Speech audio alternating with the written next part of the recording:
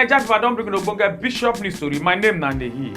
Make a sharply yarn on some tori wey be say e just happen.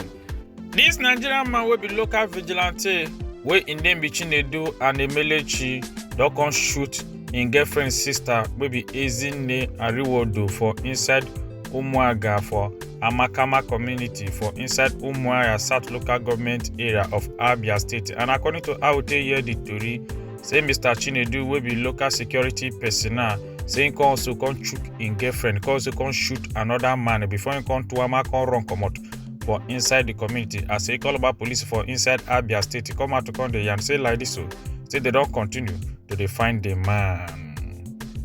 The Special Offence and Domestic Violence Court for inside Ikeja, Lagos State don come jail and also sentence two twins brothers wey their name be Ojomo Taiwo and also Ojomo Kehinde, alongside two other people wey their name be Emmanuel Bamidele aka DPO. As the come account talk say the third person na be the last person named na Peter Samuel wey they popularly call Mongaji, and all of them na 14 years in imprisonment na im come to come jail them say because of armed robbery na made them take jail them.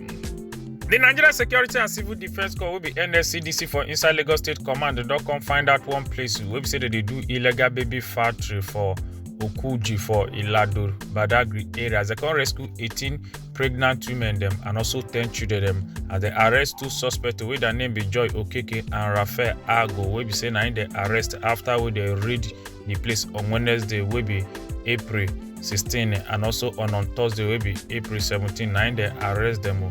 After we say they don't read those areas and they come and post all this picture. Come talk say like they say the pregnant women they will be say they talk say they see for they say they promise them 500,000 naira each to 1.8 million naira if they deliver, and also if they agree to give them their own baby, now they go pay them those money.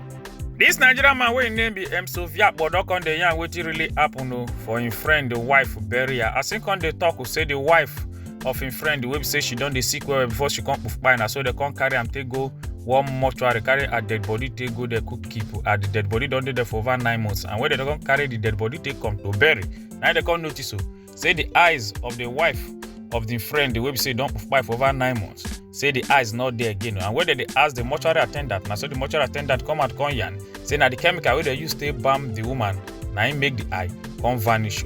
Meanwhile, people don't come out to come the yarn they provoke who say now the husband now come out the wife eyes, as the family of the wife come they accuse the husband will be the friend of Mzoviakpo. The National Drug Law Enforcement Agency will be NDLA don't come the draw and for here they warn Nigerians them against may they not go they collect package from people for abroad. Meanwhile, they not really know what in they for inside the package. As they come they open, one man will say carry one package take come from abroad. When he talk say na person I give am the package to come deliver from inside Nigeria, where they come check for inside not be waiting really they where the package now in the inside now drugs now they carry they full for inside the package. Now on Sunday will be April 10 to 2026. Now National Drug Law Enforcement Agency come out come yarn this story.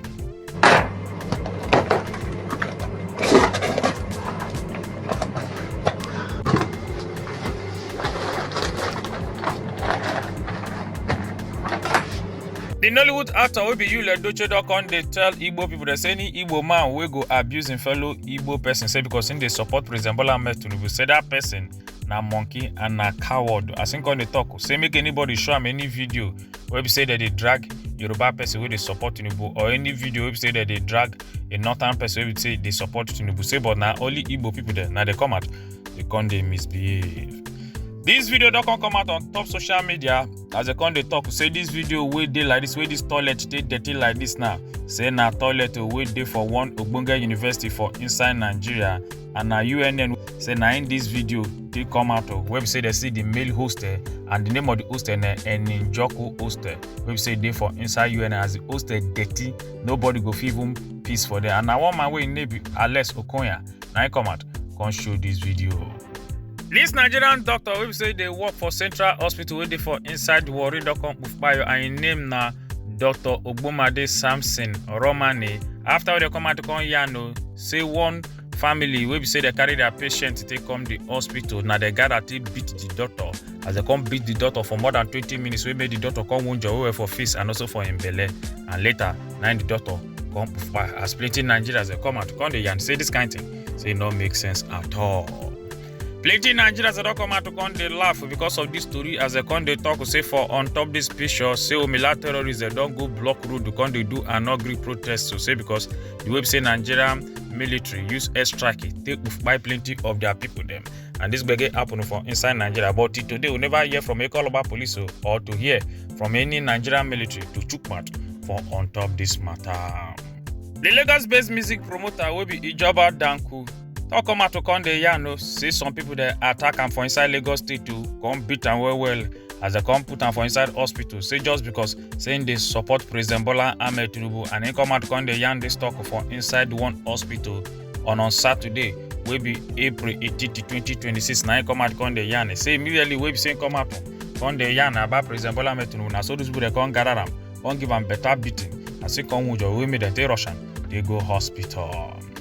The Lagos State government don come out to come yarn say like they say they don arrest 15 Omila miscreants. They will say that they worry, they thiftalize and also they spoil things for inside Lagos State, and now for Balende area now they arrest the women they come carry them. They go the magistrate court wey be say they for inside Bolade Oshodi. As 14 of them come plead guilty and 4 of them don't come out to come the yarn say they not plead guilty after we say they don't carry the tego. Say like this now say they go do 4 hours community service.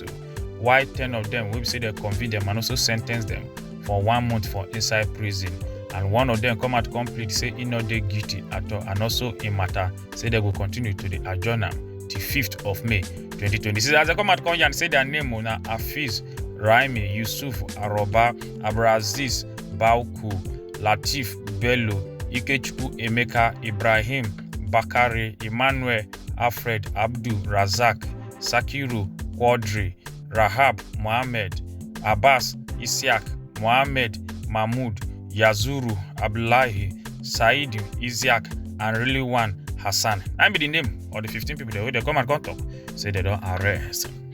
The Omoga ADC chieftain will be African Democratic Congress wey name be Dino Milaye don come out to come the yarn say like this now say na candidate of ADC na go win the 2027 general election. Say not be APC as they come ask and say whether na APC go win. As so talk say God forbid say lie say that kind of thing not fit happen again for inside Nigeria. Come out come the yarn this talk on top one-on-one interview with Shehu Akimboloye.